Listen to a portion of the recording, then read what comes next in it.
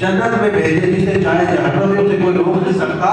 اگر وہ گناہگار کو بھی جنت بھیج دے تو ہم نہیں کہہ سکتے کہ یا اللہ کیوں بھیجی یا نہ ہی بھیجنا، اللہ تعالیٰ ہے، وہ مالک ہے۔ تو یہاں ایک بات یاد رکھیں، منافی آدھے ہماری اللہ تعالیٰ بخشنے والا ہے، معاف کرنے والا ہے۔ کسی مولوی کیڑا کو ڈاک لینا ہے یا اللہ، یا کسی ہوئی کیڑا بندے ڈاک لینا ہے، بخشنے والا ہے۔ نمازہ نہ پڑھی گے تو کوئی خیر ہی معاف کر دے، سیدھا بڑا کریم ہے، بڑا رحیم ہے۔ جو او اللہ کی صفت ہے، ان اللہ کی یہ صفت ہے کہ اللہ عدل کرنے والا ہے، اللہ انصاف کرنے والا ہے، اللہ انصاف کرنے والا ہے۔ اے بھی دے عدل دی، عدل جڑا ہے دی صفت ہے، اور ضرور عدل کرے گا۔ ایک بندہ ساری رات سوتا پیا ہے، دیہاڑی 24 گھنٹے کرتا پیا ہے، غیبت دے پھکے ماری ہوتا ہے، جھوٹ بھی بولی ہوتا ہے۔ ایک بندہ اپنی زبان نو جھوٹ تو پاک رکھتا ہے، اکھاں نو میری بے ہوتا بے حیائی ہے پاسے اکھاں نہیں جان دیتا، اپنے دل نو صاف رکھتا ہے، کنا دے اندر کوئی برائی نہیں جان دیتا۔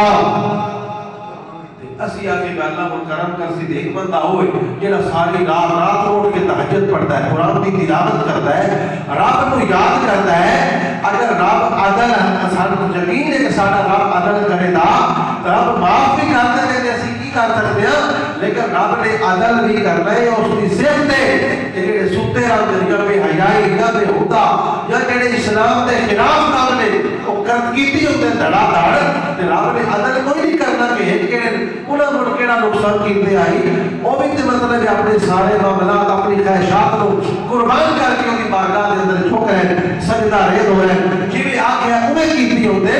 رب نے عدل کرنا ہے، انصاف کرنا ہے، وہ عادل ہے، وہ کی صفت ہے۔